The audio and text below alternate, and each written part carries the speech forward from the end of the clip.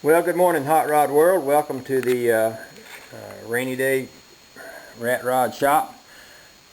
Here's what I'm doing today. I'm trying to set up the clutch arm that is going to work the throwout bearing. The throwout bearing goes on the clutch shaft here, slides in and out. This is my bell housing. This is an aftermarket bell housing to adapt this straight shift transmission to the Cadillac. The pin is on this side, which is normal for a Chevy. A Chevy has a little pin with a ball on the end of it. My pin is still a little high. I probably need to cut it down some. I need this to move down. This throwout bearing actually needs to be down here a good bit lower than it is. A couple of things are happening. One is that the arm that I'm using is hitting the side of my bell housing here, and the other is probably that the pin is still a little bit too tall. Adjusting the pin is no problem. I think what I'm actually going to do, and keep in mind I'm piecing together parts here. This is an 82 Chevy rod here. I'm going to cut this rod, or just notch it, not really cut it, but just notch it right in here, and then bend it a little bit and re-weld it so that this rod kind of comes out a little straighter, which will keep it from hitting here, which will allow it to swivel a little bit more, which will bring this piece down a little lower. Later on I'll explain how this all works with the clutch and everything. But okay, I'll show you this before I go any further. I've notched this arm here with my grinder with the idea that now I should be able to bend this and straighten this crook out a little bit. I might have to bend the tip to get the ball to be in the right place. I think this will work though.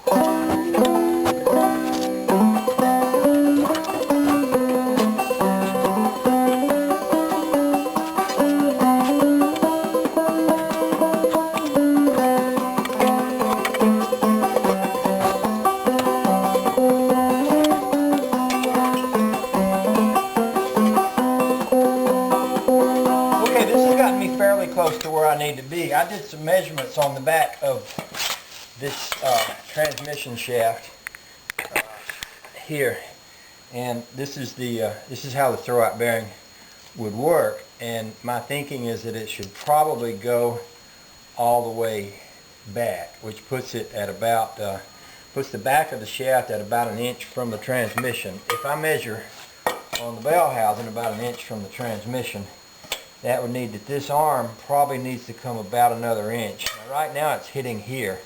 If I make another cut right in here, another notch, straighten this a little bit more, I think it might get it to about the right place. Another possibility is to try to shorten my bolt that I made in here, my little hinge bolt. It is sticking out a pretty good bit, and I could probably take a bit off the end of that as a possibility. That might give me a little bit too. I think the first thing I'm going to do is kind of, let's see, maybe I will go ahead and trim that bolt down first.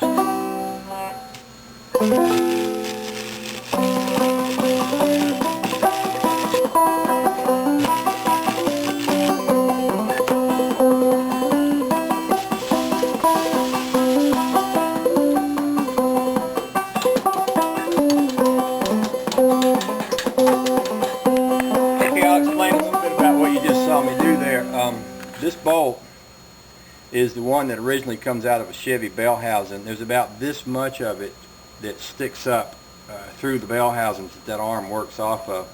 What I did in this other one, it didn't have the same size shaft to it. So what I did was I found a bolt. This was actually a bolt that bolted the old flywheel to the back of the crankshaft on the Cadillac that fit into the shaft on the back of that aftermarket thing. And I've put a bolt welded to the end of it. I screwed a screw down on it, and if you look at how I've got this constructed, that's fairly similar. I can take a grind the rough edges off of this and have something pretty similar to the same deal here, which is what I'm shooting for. So I just thought I'd explain that, because when you saw me take a welder and burn that up, you probably thought, what's wrong with that man? He's probably crazy, which that could be true too.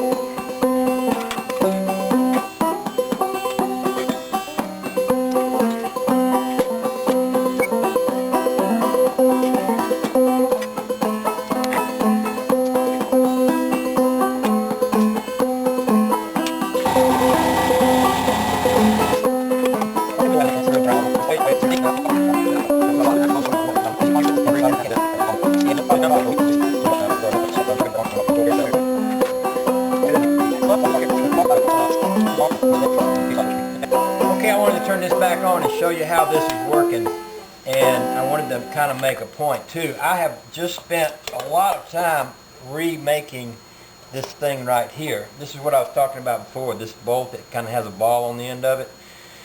It has to fit in such a way that it goes up into this notch and these little clamps hold it in place. If it allows this thing to get too close to the throwout bearing, it will lock it up. And when I bring this on, I have to bring it down in here and clamp that all on there together, and it has to work. Now if this thing could come forward, it locks up because the back of the arm hits the throwout bearing. So this literally has to hold this out so that it won't move.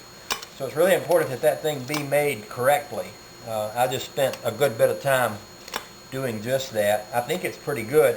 What I will wind up doing is straightening this end here a little bit, because this needs to be kind of flush, sticking out this way.